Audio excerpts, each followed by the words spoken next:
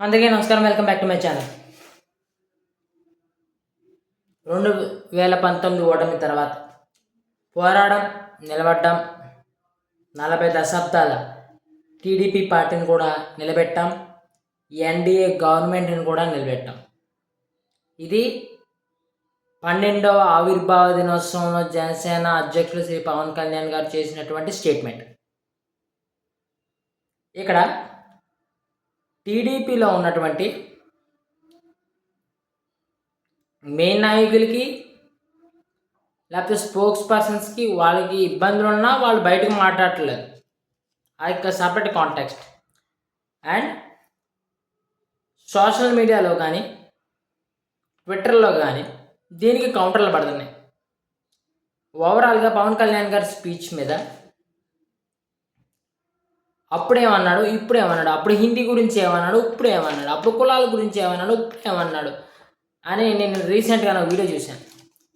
దాని మీద నేను చిన్న రీసెర్చ్ చేయాలి. డెఫినెట్గా దాని గురించి కూడా నేను నెక్స్ట్ వీక్లో ఫుల్ అండ్ లెంత్ వీడియో డెఫినెట్గా సాక్ష్యాలతో సహా నేను వీడియో పెడతాను, ఒక్కొక్కరికి పగిలిపోయేలా. ఇంకా ఆ విషయాన్ని పక్కన పెడితే ఇప్పుడు అసలు విషయానికి వస్తా. అండ్ వీళ్ళు ట్రోల్ చేసే విషయం ఏంటంటే 2019 2024 ఓట్లు తీసుకుంటూ, ఉదాహరణకి పవన్ కళ్యాణ్ గారినే తీసుకుందాము. గాజువాకలోని 58,000 ఓట్లు వచ్చినాయి. ఇప్పుడు అదే గాజువాకలో టీడీపీకి 1,57,000 చిల్లర వచ్చింది అనేసి అంటూ, ఇప్పుడు మీ ప్రభావం ఎక్కువ ఉందా, మా ప్రభావం ఎక్కువ ఉందా అని అంటున్నాను. ఇప్పుడు నేను సింపుల్గా స్ట్రైట్గా క్వశ్చన్ అడుగుతా. 2019 నుంచి 2024 వరకు జనసేన అనే ఒక పార్టీ చాలా కార్యక్రమాలు చేసింది. రోడ్ల మీద కార్యక్రమం చేసింది, జనవాణి అనే కార్యక్రమం చేసింది.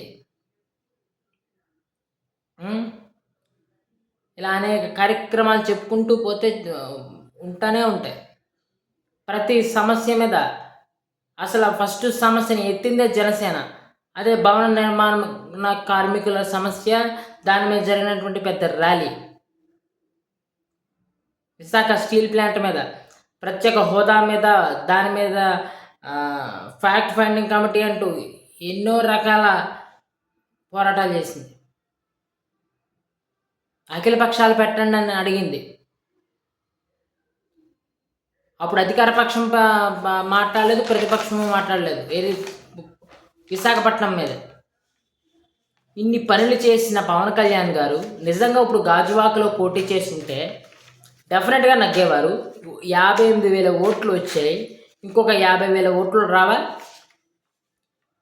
ఇప్పుడు 1,57,000 ఓట్ల చిల్లరతో నగ్గినటువంటి, హయ్యెస్ట్ మెజారిటీతో నగ్గినటువంటి పల్లా శ్రీనివాస్ గారి దాంట్లో ఇప్పుడు నేను పవన్ కళ్యాణ్ గారి మెజారిటీ ఇప్పుడు ఎంత వస్తుందో తీసేస్తే ఇప్పుడు ఆయనకు వచ్చే ఓట్లు ఎంత? ఇప్పుడు నిజంగా సెపరేట్గా పోటీ చేస్తుంటే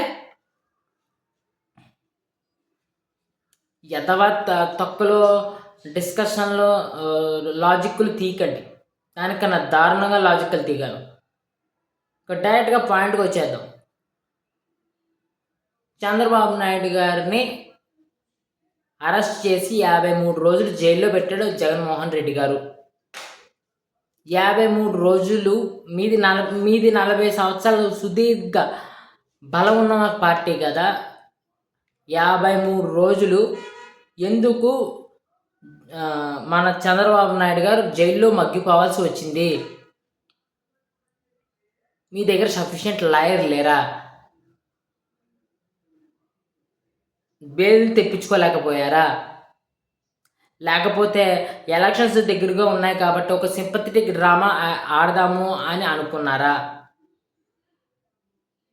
అండ్ లోకేష్ గారు అరెస్ట్, చంద్రబాబు నాయుడు గారు అరెస్ట్ అయిన టైంలో లోకేష్ గారు వచ్చేసి ఢిల్లీలో ఉన్నారంట. దానికి ప్రొఫెసర్ నాగేశ్వరరావు గారు ఏమంటున్నారంటే, భయపడిపోయి ఢిల్లీలో ఉన్నాడు నాగేశ్వరరావు గారు అంటే నేను అలా అన్ను. లోకేష్ గారు ఢిల్లీ వెళ్ళి మంచి ఏదో ఇన్ఫ్లుయెన్స్ వాడి చంద్రబాబు నాయుడు గారిని విడిపించాలి అనుకున్నారు. ఆ ఇన్ఫ్లుయెన్స్ పని చేయలేదా? ఇది నిజంగా సుదీర్ఘ 40 సంవత్సరాల పార్టీ అయితే ఈ సుదీర్ఘ 40 సంవత్సరాల పార్టీ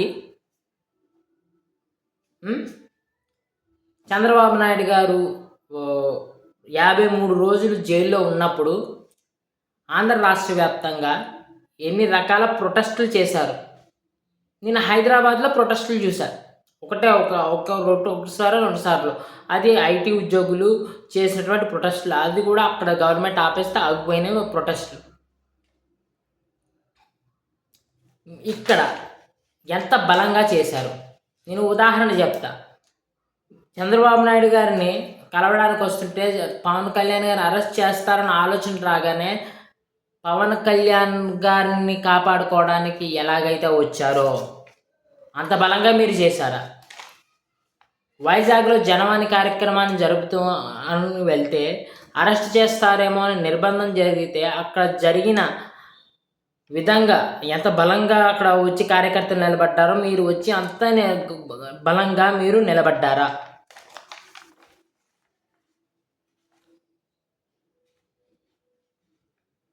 రెండు 2019 నుంచి 2024 వరకు జగన్కి వ్యతిరేకంగా ప్రజల్లోకి బలంగా వెళ్ళిపోయే విధంగా మీరు చేసినటువంటి పోరాటాలు ఏంటి? ఆ పోరాటాలని మీ అఫీషియల్ ట్విట్టర్ హ్యాండిల్ అయిన దాంట్లో పెట్టిస్తారా? లేకపోతే మీ అన్అఫీషియల్గా మీకు సపోర్ట్ చేస్తున్నటువంటి మీ న్యూస్ ఛానల్స్లో ఒకసారి మళ్ళీ రివైవ్ చేయిస్తారా? మేము జనసేన పార్టీ కన్నా బలంగా పోరాడము అని చెప్పి చూపించడానికి 2019లో if I'm not wrong Janasena got around 22 lakhs votes. ఆయన చేసినటువంటి పోరాటాలకి, ఆయన చేసినటువంటి కార్యక్రమాలకి అది 5 times ఇంక్రీజ్ అయి ఉంటుంది. 20 lakhs అనుకుంటే దాన్ని 5 times. ఆ 5 times ఇంక్రీజ్ అయిన దాన్ని సొంతంగా ఆయన అధికారంలోకి రాలేరు. జగన్ వల్ల రాష్ట్రం నాశనం అయిపోయింది. సో దాన్ని సాల్వ్ చేయాలంటే ఒక కూటమి ప్రభుత్వం ఉండాలి అని తీసుకొచ్చి కూటమి ప్రభుత్వాన్ని తీసుకొచ్చి సెట్ చేయడం జరిగింది. కానీ విని ఎరుగని రీతిలో టీడీపీ మెజారిటీలు వచ్చిందన్నా, లేకపోతే టీడీపీకి అసలు ఇప్పుడు దాకా పార్టీ పెట్టిన తర్వాత కొన్ని చోట్ల నగ్గలేదు, ఇప్పుడు నగ్గారు అన్న 2 ఫ్యాక్టర్స్. ఒకటి, జగన్మోహన్ రెడ్డి చేసినటువంటి చెత్త పనులకి ఓటు ట్రాన్స్ఫర్, ఆ ఓటు ట్రాన్స్ఫర్లో అక్కడ టీడీపీ ఎమ్మెల్యే ఉండటం. 2, జనసేన చేసినటువంటి కార్యక్రమాల ద్వారా వచ్చినటువంటి ఒక పవర్. ఆ 2 ట్రాన్స్ఫర్ అవటం ద్వారా మీరు కొన్ని నగ్గలేని చోట్ల నగ్గిన విధానాలు. ఈ కూటమిలో 2 సైడ్లు ఉన్నాయి. ఆయన నిజం చెప్పాడు, ఆ నిజం యాక్సెప్ట్ చేయాల్సిందే, చేసి తీరాల్సిందే. టీడీపీలో ఉన్న అగ్రనాయకం ఒప్పుకుంది, మీరు కూడా ఒప్పుకుని తీరాలి. ఒప్పుకోను అంటే బలంగా రిగ్రెట్ అవ్వాల్సి వస్తుంది మా సైడ్ నుంచి.